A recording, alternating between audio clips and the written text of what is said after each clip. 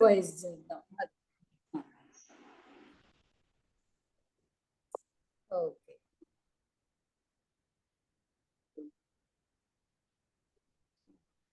అయితే సంస్కృతంలో శబ్దాలు 4 ప్రకారాలు ఉంటాయి. 4. ఇవి తెలుసుకున్నామంటే మనకి ఈజీ అయిపోతుంది. 4 టైప్స్. ఫస్ట్ ఏంటంటే నామ్.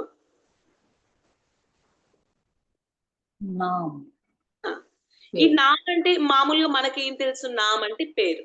అవును. ఇందులో నామవాచక శబ్దాలు వస్తాయి, సర్వనామ శబ్దాలు వస్తాయి. అర్థమైందా? ఇప్పుడు మీరు, నేను అనేవి కూడా నేమే, ఒక వ్యక్తికి యొక్క ఐడెంటిఫికేషన్. ఇప్పుడు నామవాచకం అంటే సింగిల్, అది ప్లూరల్ అంటే మన స్పెషల్ ఐడెంటిటీ.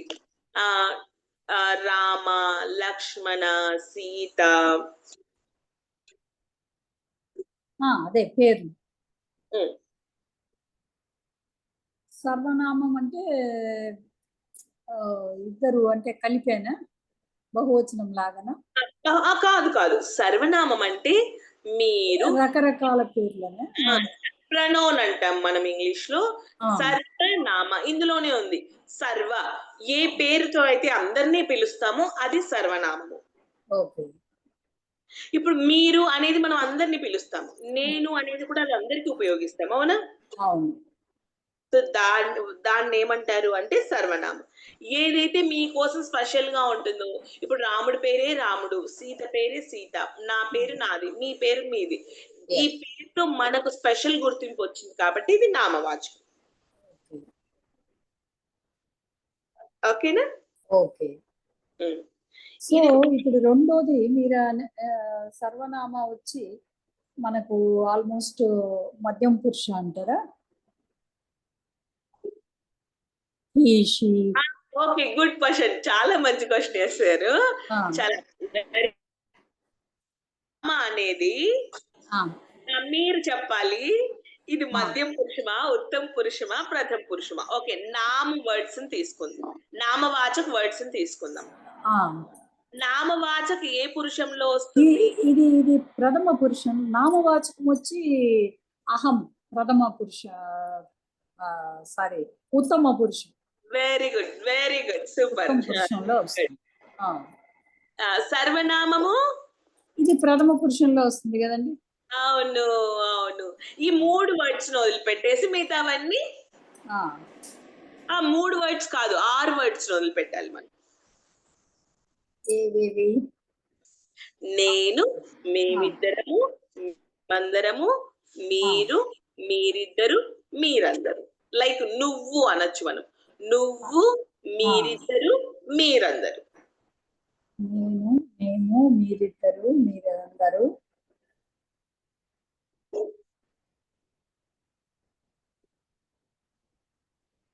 మీరు ఏమని చెప్పారు, ఏ పురుషులోకి వస్తుందన్నారు? ఏదండి? నామవాచకమా? నామవాచకము రామ అని వస్తుంది కదా? ఏ పురుషం అవుతుంది? నేను అంటే అహం అవుతుంది. సో ఇది మరి ఇది మనకి పేరు చెప్పడం అంటే త్వం దీనికి రాదు, దానికి రాదు. సో ప్రథమ పురుషం లేకే వస్తుంది కదండి ఇది నామవాచకం. నామవాచకాలకి ఆప్షనే లేదు, వన్ అండ్ ఓన్లీ ఆప్షన్ ప్రథమ పురుషం. ప్రథమ పురుష. అట్లీస్ట్ ఒక 6 వర్డ్స్ కి మనము ఎక్స్టెన్షన్ చేయొచ్చు. ఈ సర్వనామంలో అప్పుడు సర్వనామం కూడా మనకు దీనిలోనే వస్తుంది, ప్రథమ పురుషులోనే వస్తుంది. కానీ ఎన్ని శబ్దాలను వదిలిపెట్టాలి? 6. 6 శబ్దాలను వదిలిపెట్టి మిగతా వాటన్నిటినీ కూడా ప్రథమ పురుషులో తోసిస్తాం. వచ్చేసి నాకు బాగా మైండ్ లో మీరు చెప్పేది పేర్లు, కానీ ఇప్పుడు మీరు చెప్పిన నేను, మేము, మీరిద్దరు, మీరందరూ, నువ్వు, ఇవన్నీ నామవాచకంలోకే వస్తాయి. ఇది నామవాచకం కాదు, నామ అనే ఒక శబ్ద ప్రకారం. ఓకే. ఓకే. ఆ నామ అనే శబ్ద ప్రకారంలో నామవాచకాలు సర్వనామాలు ఉంటాయి. ఆ! ఓకే. నా ఒకటైపోయిందా? శబ్ద అవును. నామ మనం అంతే కదా! ఈ ప్రపంచంలో ఉన్న వాటన్నిటికి ఏదో ఒక పేరు పెట్టాము. అవే ఆ! లైక్ సబ్జెక్ట్స్ అనుకోవచ్చు. అంటే ఇప్పుడు ఇందులో ఈ third person he, she, it ఇవన్నీ గూడా నామంలోకే వచ్చేస్తాయి. నా నా ప్రథమ పురుషులోకే ఎళ్ళిపోతాయి. అవన్నీ కూడా నామాలోకే వచ్చేస్తాయి. అది. అది మనకు ఈ ప్రపంచంలో మనం దేనికైనా పేరు పెట్టాము అంటే అది నామాలోకెళ్ళిపోయింది. పేరు లేని పదార్థమే లేదు ఈ ప్రపంచంలో. అవునవును. సో, అన్ని శబ్దాలు ఎక్కువ మీరన్నట్టు ఎక్కువ ఇదే వస్తది. అవును. ఓకే. ఆ! ఇప్పుడు రెండోది తెలుసుకుందాము.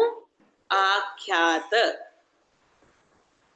రెండోది ఆహ్, ఆఖ్యాత.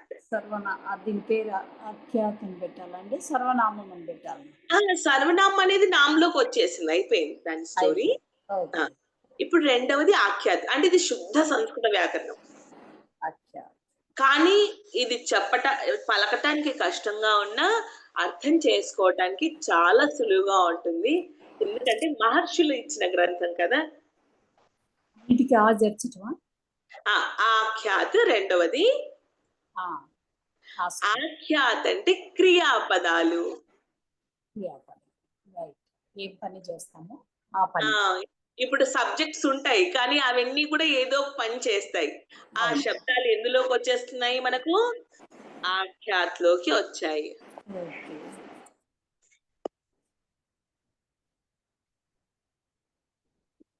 క్రియాపదం.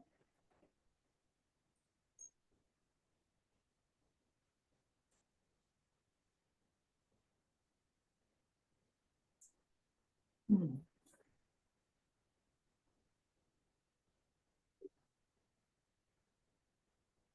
వచ్చేసిందా? హ్మ్. ఆ! ఇక ఇందులో మనం ఏ ఏ పనైనా తినటం, తాగటం, నడవటం, వెళ్ళటం, చూడటం, మనం చేసే క్రియాపదాలన్నీ ఇందులోనే పెట్టేసుకుంటాం. అంటే ఇప్పుడు కాదతి ఇవన్నీ అంటారు. పిబతి. ఖాదతి, గచ్చతి, పశ్యతి, ఓకే. చలతి, ఇవన్నీ క్రియాపదాలు. రోదితి, స్వపితి ఇవన్నీ కూడా క్రియాపదాలు ఆఖ్యాతలోకి వచ్చేస్తాయి. హ్మ్. ఓకేనా? ఆ!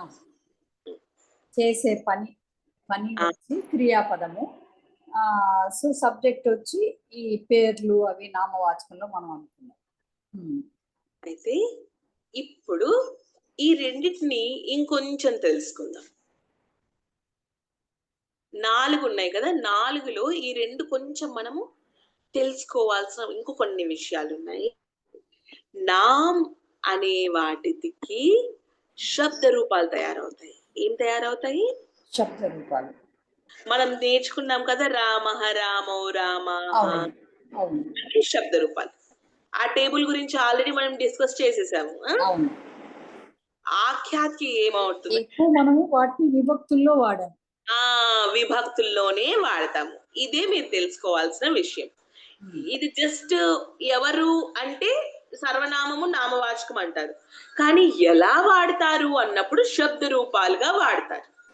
హ్మ్. అలా ఇది ఉన్న లాస్ట్ వర్డ్ శబ్ద రూప్ ఆనయత్ అనే మీరు పెట్టింది. ఇది అక్షరం ఏంటి? ఆ తర్వాత శబ్ద రూప్ అని పెట్టాను అంతే. శబ్ద రూప్ ఆ ఆనయత్త ఆనియత్త ఇది ఆఖ్యాత్ రెండోది పెట్టాను. ఆఖ్యాత. ఓకే. ఓకే. శబ్ద రూపాలు సర్వనామ మరియు నామవాచక శబ్దాలకు శబ్ద రూపాలు రూపంగా శబ్దం యొక్క రూపాలవి. ఓకేనా? అందుకే ఓకే. దాని పేరు శబ్ద రూపం. ఓకే. ఇప్పుడు ఆఖ్యాత్. ఆఖ్యాత్ నేను ఒకసారి మీకు చెప్పాను. క్రియాపదాలన్నీ ఈ ప్రపంచంలో ఉండే ప్రతి శబ్దము ధాతువుతో తయారవుతుంది. హ్మ్. చాలా ఇంపార్టెంట్ సెంటెన్స్. ప్రపంచంలో ఉండే ప్రతి శబ్దము ధాతువుతో తయారవుతుంది. హ్మ్. అయితే ఆ ధాతువుతో పేర్లు కూడా పుట్టొచ్చు, క్రియాపదాలు కూడా పుట్టొచ్చు. అంటే యాక్చువల్‌గా what is the meaning of ధాతు? ధాతు అంటే సపోజ్ ఇప్పుడు అనుకున్నాము హూ మొదటి ధాతువు ఏంటి అంటే భూధాతు. భూధాతు. ఆ, ఆ, భూ అంటే ఆ, ఉండటం. భూ అంటే భూ. దాని యొక్క అర్థం ఏంటంటే భూ అంటే ఉండటం. హోన భూ అంటే కోన. ఓకే, మీరు అదన్నమాట. ఉండటం హోన. ఇప్పుడు ఎవరైనా అక్కడ ఉన్నారు, ఏదైనా జరుగుతుంది అంటే వర్షా భవతి, వర్షం జరుగుతుంది, అవుతుంది. వర్షం పడుతుంది. ఆ, అక్కడ ఏం జరుగుతుంది? తత్ర కిం భవతి. ఆ, మళ్ళీ దానిని మనం నామవాచకంగా మారుద్దాము. ఈ భూని భవనం. ఆ, భవనం అంటే ఇల్లు, అవును, బిల్డింగ్. అవును. ఈ భూతోనే తయారైంది అది కూడా. ఏదైతే ఉందో అది భవనం. ఓకే. నీ భావం ఏంటి? ఆ, భావం ఉపయోగిస్తామా శబ్దాన్ని మనము? ఆ, భావం కూడా ఇదే. భావము అంటే అసలు నీ మనసులో ఏముందో అది అక్కడ ఏది ఉందో అది చెప్పటమే భావం. అవును. అనిపించిందో చెప్పటమే భావం. ఆ భావం అనేది కూడా ఈ భూ నుండే తయారైంది. ఫీలింగ్. మళ్ళీ ఇంకొక శబ్దం తయారు చేద్దాం. ఆమె చాలా భావుకురాలండి. ఆ భావుకురాలు కూడా ఎక్కడి నుండి తయారైంది? అదే అంతే అండి, భావం నుంచే వచ్చింది, భూ నుంచే. భూ అనే దాని నుండే తయారైంది. ఇప్పుడు కొంచెం ఏమన్నా అర్థమైందా మీకు? ఏదైనా మన ఫీలింగ్ గురించి చెప్పేటప్పుడు మన మనసులో భావాన్ని చెప్పే దాన్ని భావము అంటారు. అది భూ శబ్దం నుంచి వచ్చింది అన్నది. అంటే ఒక ధాతువు ఈ శబ్దాలన్నిటినీ కూడా పుట్టిస్తుంది. పఠ ధాతు. పఠ ధాతు ఏం చేస్తుంది? పాఠము, పఠతి, పఠనము, పాఠకులు, ఇలా ఎన్నో శబ్దాలు తయారు. పఠకు, కరెక్ట్. పఠవతి, పఠవతాం. అంటే ఇది కర్త కూడా తయారు చేస్తుంది, క్రియ కూడా తయారు చేస్తుంది. ధాతువు. క్రియాపదాలు సొంతంగా పుట్టలేదు, ధాతువుల నుంచే పుట్టాయి. శబ్దాలు కూడా అంతే, సొంతంగా పుట్టలేదు, అవి కూడా ధాతువుల నుంచే పుట్టాయి. అర్థమైందా?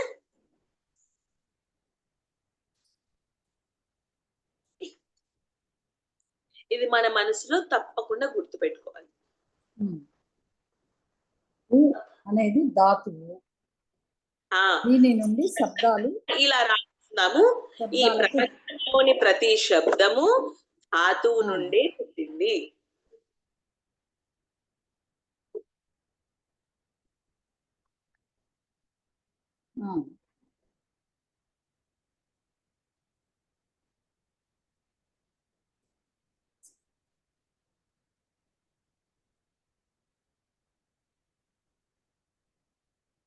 చెప్పండి.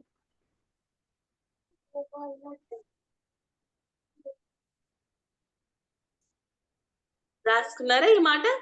రాసుకున్నాను. ఇప్పుడు ఆ ధాతువుతో నామ తయారైపోయింది, తెలుసుకున్నాం. అదే ధాతువుతో ఆఖ్యాత్ కూడా పుట్టింది. అదే పఠతి, లిఖతి, గచ్చతి. సరేనా? ఇప్పుడు అర్థమైందా మీకు? ఇవన్నీ ఆఖ్యాత్ కిందికి వస్తాయి. నామా కిందికి మన పేర్లు, ఏదైనా మనము సబ్జెక్ట్ దాని గురించి చెప్పేటప్పుడు అది నామా కిందికి వస్తుంది. అయితే నామాలకి శబ్ద రూపాలు అని శబ్ద రూపాన్ని ఇస్తాము. ఈ ఆఖ్యాత్లో ఏం చేస్తాము అంటే క్రియాపదాలకు మనము ధాతు రూపాలు తయారు చేస్తాం. ఆ ధాతు రూపాలు ఏంటి అంటే 3 పురుషులు.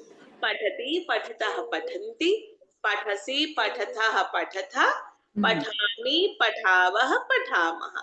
వీటిని ఏమంటారు? ఈ 3 పురుషుల్లో రాసే వాటిని ధాతు రూపాలు అంటారు. 7 విభక్తుల్లో రాసే వాటిని శబ్ద రూపాలు అంటారు. మనకి ఈ భాష తెలిస్తే ఈజీగా రేపు మనం మాట్లాడుకునేటప్పుడు వ్యాకరణం నేర్చుకునేటప్పుడు, లేదంటే అసలు శబ్దార్థం తెలియకపోతే ఇదేంటా అని ఆలోచించాలి మళ్ళీ. ఇప్పుడు మీరు ఒక్కసారి మళ్ళీ రిపీట్ చేయండి. శబ్దాలకు శబ్దాలను 7 విభక్తుల్లో చెప్పే వాటిని శబ్ద రూపాలు అంటారు. 7 విభక్తుల్లో చెప్పే వాటిని శబ్ద రూపాలు.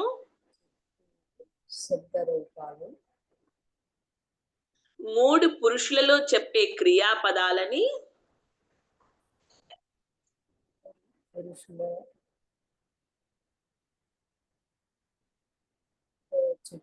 క్రియాపదాలు ధాతు రూపాలు అంటారు.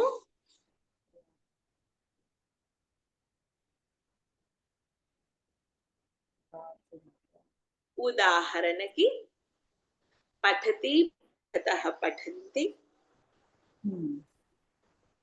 ఇప్పుడు శబ్ద రూపాలకి ఉదాహరణ రామః, రామౌ, రామాః.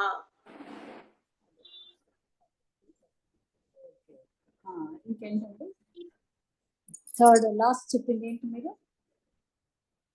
శబ్ద రూపాలు 7 విభక్తుల్లో చెప్పే వాటిని శబ్ద రూపాలు అంటారు. రాసుకున్నారా? రాసాము. 3 పురుషులలో చెప్పేవి క్రియాపదాలను చెప్పే క్రియాపదాలను ధాతు రూపాలు అంటాము. ఉదాహరణకి పఠతి, పఠతః, పఠంతి. రాశారు. శబ్ద రూపాలకు ఉదాహరణ రామః, రామౌ, రామాః.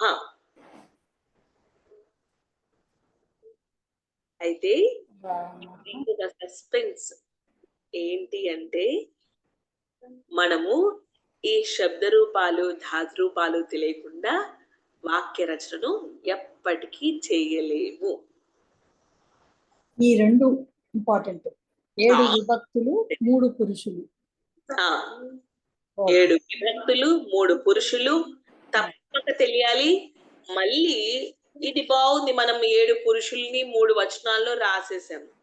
కానీ ఇవే ధాతు రూపాలు 10 లకారాలలో ఉన్నాయి. ఎప్పుడైనా విన్నారా? వర్తమాన కాలము, భూతకాలము, మీరు 3 విని ఉన్నారేమో. ఆజ్ఞ ఇచ్చేటప్పుడు ఏంటి, మీరు కోరుకున్నప్పుడు ఎలా కోరుకోవాలి, ఆశీర్వదించేటప్పుడు ఎలా ఆశీర్వదిస్తారు, మళ్ళీ వేదంలో ఎలా పిలుస్తారు, మీరు మీ కంటికి కనిపించని భూతకాలంలో ఒక లకారము, రేపటికి ఈ రోజు భూతకాలం ఒకటి, రేపు. అర్థమైందా? ఇలా డిఫరెంట్ గా 10-11 ప్రధానవి 10 లకారాలు, ఒక లకారము 2 భాగాలుగా విభజించబడ్డది. లకారాలు ఇందులో ఉంటాయండి. ఇవి శబ్ద రూపాల్లోనా? ధాతు రూపాల్లో ఉంటాయి. 3 ధాతు రూపాల యొక్క రూపం ఎలా ఉంటుంది అంటే 3 వచనాలు, 3 పురుషులు, 10 లకారాలు. రాసుకుంటారా? 3 వచనాలు, 3 పురుషులు,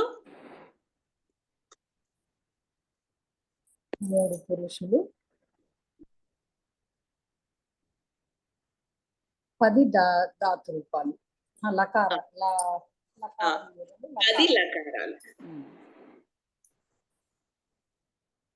లకారాలు కలిపి వాక్య నిర్మాణం అవుతుంది, అంతే కదా? శబ్దాలకేమో 7 విభక్తులు 3 వచనాలు. ఇది దీని యొక్క రూపం. ఒక మనిషి రూపం, ఒక మనిషికి ఇన్ని అవయవాలు ఉంటాయి కదా, అలా వీటికి ఇవి అవయవాలు.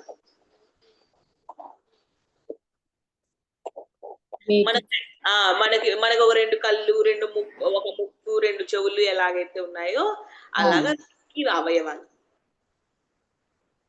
8 విభక్తులు. ఇంకోటి ఏం చెప్పారు? అవ 3 వచనాలు. విభక్తులకి మామూలుగా ప్రధానమైనవి 7 విభక్తులే. ఒకటి సంబోధన మనం ఎక్స్ట్రా పెట్టుకుంటాం. అంతే, అది ఎక్కువ వాడము కదండి. అవును. కొన్ని విభక్తులు కొన్నిటికి వాడం. 3 విభక్తులు, మీరు ఇంకోటి ఏది చెప్తారు? 3 వచనాలు. వచనాలు. అది శబ్ద రూపం యొక్క అవయవాలు. వచనాలు, శబ్ద ధాతు రూపం యొక్క అవయవాలు 3 పురుషులు, 3 వచనాలు, 10 లకారాలు. రూపం, అవయవాలు.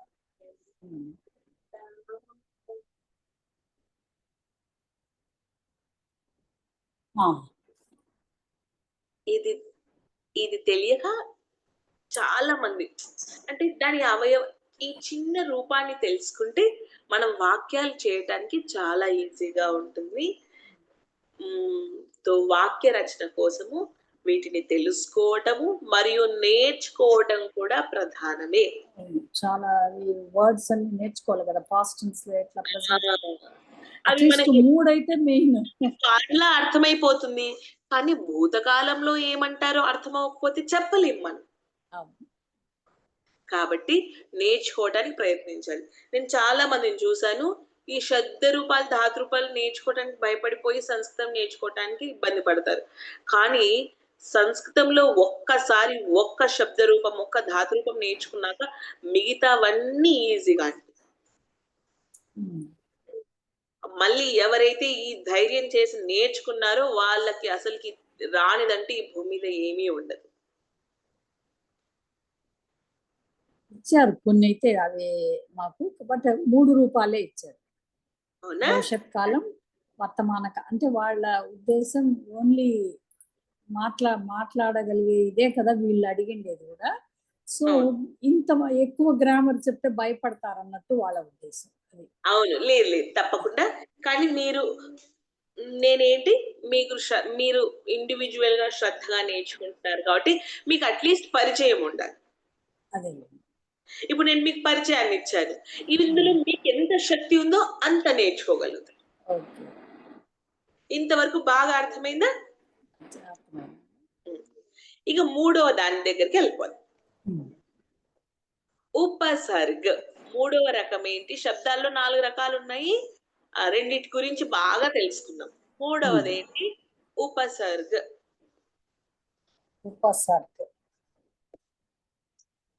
ఉపసర్గము అంటే ఇవి ఎక్కువగా అయితే క్రియాపదాల ముందు చేరి దాని అర్థాన్ని మార్చేస్తాయి. ఎలాగైతే గచ్చతి అంటే వెళ్ళటం, దీని ముందు వచ్చి కూర్చుంటుంది ఆ అనేది ఉపసర్గం. ఆగచ్చ ఇప్పుడు వెళ్ళటం కాస్త ఏమైపోయింది? ఆగచ్చ అంటే రావటం అవుతుందేమో కదండి. అవును, గచ్చతి వెళ్ళటం, ఆగచ్చ అంటే రావటం. అంటే ఆ అనే ఉపసర్గము దీని అర్థాన్ని మార్చేసింది. అవును,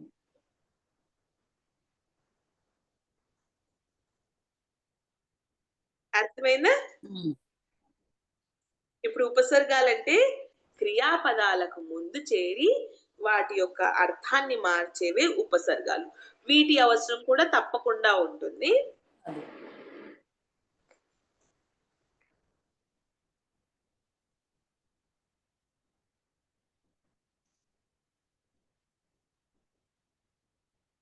క్రియాపదాలకు ముందుగా చేరి వాటి అర్థాలను మార్చేవే ఉపసర్గ. మీరు ఏదైనా ఒక ఉదాహరణ చెప్పగలుగుతారా? మన తెలుగులో చాలా ఉపసర్గాలు ఉపయోగిస్తాం. అవునండి, అంటే నాకు రావట్లేదు, స్ట్రైక్ కావట్లేదు. కానీ ఈ ఆగచ్చతి అనేది చాలా సార్లు వాడాను కాబట్టి వెంటనే చెప్పారు. సరే అండి, ఉపసర్గాలు ఎన్ని ఉన్నాయి రాసుకుంటారా? రాసుకుంటాను. నా దగ్గర కూడా అదే ఆ బుక్కులో ఉన్నాయి.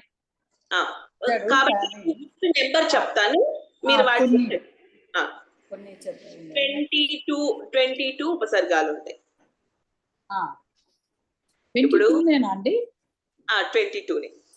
ఓకే. ఇప్పుడు నువ్వు నికృష్టుడివిరా అంటుంటారు. అనికృష్ట, నికృష్టలో అనికృష్ట కదా, నీ అనేది ఉపసర్గం. ఓకే. నెక్స్ట్ దుష్ట, దాంట్లో దుస్ అనేది ఉపసర్గము. అంటే ఆల్రెడీ ఉందంటారా దాంట్లో? ఆల్రెడీ ఉన్నాయి. ఇప్పుడు మరి మనము చేర్చాలని అంటే ఇలా ఉపసర్గ అంటే ఆల్రెడీ వాటికి అవసరం లేకుండానే ఉంటారు. లేదు. ఇప్పుడు నేను ఒకటి చెప్తాను. లాజిక్ ఏంటంటే మనం ఏమనుకుంటాము అంటే మనకు తెలిసిన వర్డ్స్ ఈ వర్డ్ తయారవ్వటమే ఉపసర్గంతో తయారైంది. సో ఇవి కొంచెం స్పెసిఫిక్ వర్డ్స్ అన్నమాట. అంటే వాటిని అదే ఇప్పుడు చూడండి, ఉత్సాహం అంటే ఏంటి? బాగా ఎనర్జెటిక్. మరి ఇప్పుడు మనం ఏంటంటే ఆ శబ్దాలను ఆల్రెడీ వాడుతున్నాం కాబట్టి మనం అనుకుంటాము ఇంకెక్కడ చేర్చాలి అని. కానీ ఆల్రెడీ అలా ఉన్న ఉపసర్గాలు ఉన్న వర్డ్స్ ని మనం వాడుతున్నాము. నిరుత్సాహము అంటే నిరుత్సాహం. కరెక్ట్. ఉత్సాహంలో ఉత్ ఉపసర్గము, నిరుత్సాహంలో నిరుపసర్గము. సో మనం వాడుతున్నాం కానీ మనకు తెలియలేనికి వాటిలో ఏమేమి ఉన్నాయి అని. ఇప్పుడు నికృష్టుడు అన్నారు మీరు. నికృష్టుడు అన్నప్పుడు ఆల్రెడీ అందులో ఉంది. మరి దానికి పాజిటివ్ వర్డ్ నికృష్టుడు. నికృష్టుడు అంటే ఇది చాలా నీచమైన వ్యక్తి అని. అవును, పనికి మాలినోడు అని. దీనికి మనము దానికి ఆపోజిట్ కావాలా మీకు? ఉత్కృష్టము. ఉత్కృష్టుడా? ఉత్కృష్టుడు. ఉత్కృష్టుడు అంటే గొప్పవాళ్ళు. ఓకే. ఉత్ అంటే గొప్పతనాన్ని చెప్పేది, నీ అంటే చిన్న ఇట్లా అధమతనాన్ని చెప్పేది. అదే అదే అదే అంటే కొంచెం కొన్నిటికి తెలుస్తాయి మీరు అన్నట్టు మనకు తెలుగు వర్డ్స్ లోనే, కొన్నిటికి కొంచెం కష్టపడాలి. చాలా వరకు మనం ఉపసర్గాలు వాడతాం. ఏమంటే మనకు తెలియదు. ఇప్పుడు ఇంకొకటి కూడా చెప్పాను కదా, ఉత్సాహము, నిరుత్సాహము. అది రెగ్యులర్ గా వాడతాం. రెగ్యులర్ గా వాడతాము. అధముడు, ఉత్తముడు. విశేషము, విశేషం అంటే స్పెషల్. నేను ఒకటి అనుకున్నానండి, ఈ వర్డ్స్ అన్ని మీరు పంపినారంటే ఒకటి రెండు సార్లు చదువుకుంటే అట్లా కొంచెం. సరే, నేను మీకు ఉపసర్గాలు పంపిస్తాను. మీరు ఏం చేయాలి, మీరు చదవండి బాగుంది, కానీ నేను హోంవర్క్ కూడా ఇస్తాను. అందులో ఏమేమి ఉపసర్గాలు ఉన్నాయో మీ దగ్గర ఆల్రెడీ 22 ఉపసర్గాలు ఉన్నాయి కదా, వాటిలో వెతికి తీసుకొని రండి. ఓకే. ఇప్పుడు నేను ఉదాహరణకి నేను ఉత్సాహం శబ్దం ఇచ్చాను ఉదాహరణకు. మీరు ఏం చేయాలి, ఉత్సాహంలో ఉపసర్గం ఏంటో వెతకాలి. ఉత్సాహములో ఉపసర్గం ఏంది అనేది ఊనే కదండి ఉపసర్గం అంటే. ఉత్ మీకు యాక్చువల్లీ 22 ఉపసర్గం. ఉత్సాహం అంటే సాగుతుంది అనేది ఉపసర్గం. నిరుత్సాహంలో వచ్చింది. కోసం మీరు మొదటగా ఏం చేయాలంటే 22 ఉపసర్గాలు ఏంటో తెలుసుకోండి. అవును. వాటిని దీనితో మ్యాచ్ చేసి 22 ఉపసర్గాలు కూడా నాకు తెలియదు, చూడాలి. మీరు చూడండి, నేను పంపిస్తాను.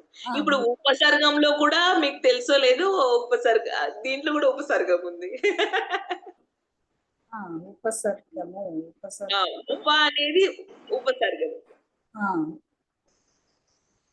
ఓకే. గచ్చతి, ఆగచ్చతి అన్నారు. మరి దీంట్లో ఉపసర్గ ఎక్కడ కనపడుతుంది? గచ్చతి శబ్దం ఏంటి? ధాతు.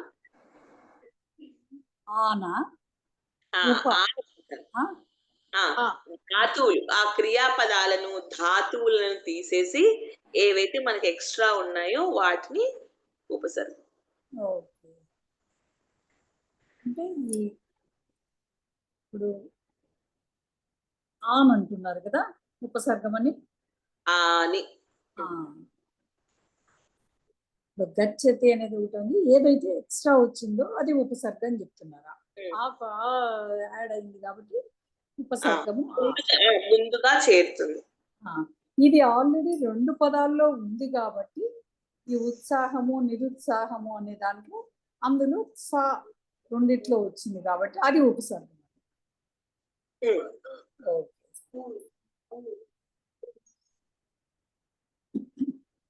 అవమానము, మానాపమానాలు. ఏంటండి? అవమానం, అవమానము, అవమానము, అవమానానికి ఇందులో ఏమై ఉండొచ్చు ఉపసర్గము?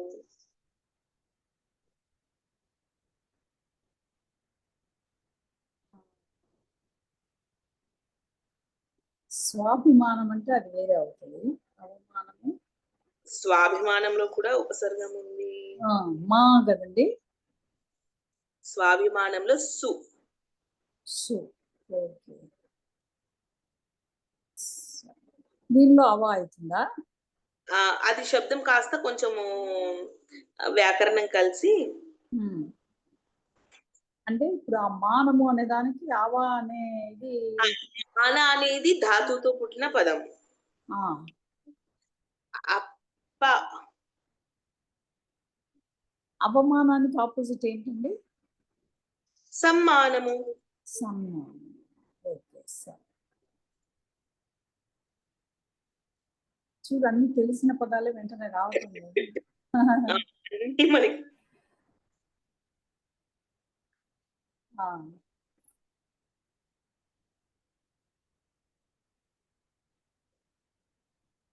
చెప్పండి.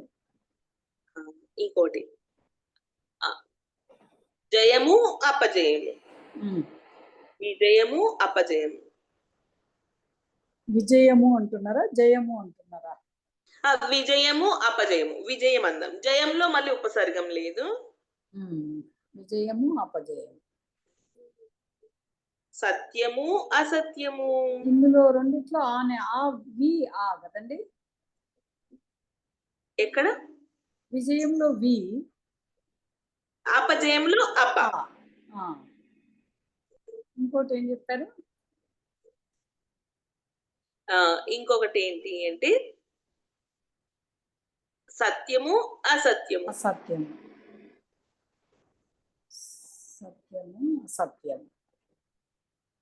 దీంట్లో యాడ్ అయింది. మొదట మీరు చెప్పారు కదా, గచ్చతి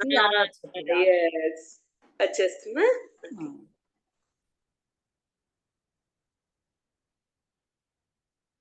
అవ కూడా నిత్యము అనిత్యము ఇది కూడా వస్తుంది. నిత్యము అనిత్యము. నిత్యము అనిత్యంలో వేరే ఉంది. ఇది కాదు. నిత్యము కానిది అనిత్యము అనేది వస్తుంది కదా.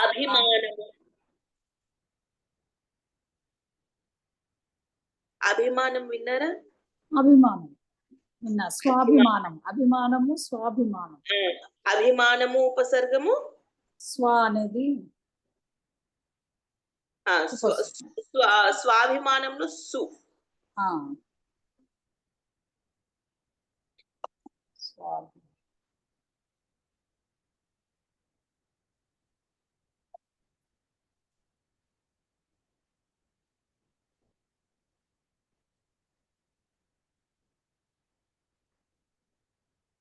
ఇవన్నీ ఒక్కొక్కటి పరిచయం తెలుసుకున్నాకే మనము సంస్కృతాన్ని సరళంగా అంటే మాట్లాడటంకి బట్టి కొట్టేస్తే సరిపోదు, ఏదో 1-2 వాక్యాలు.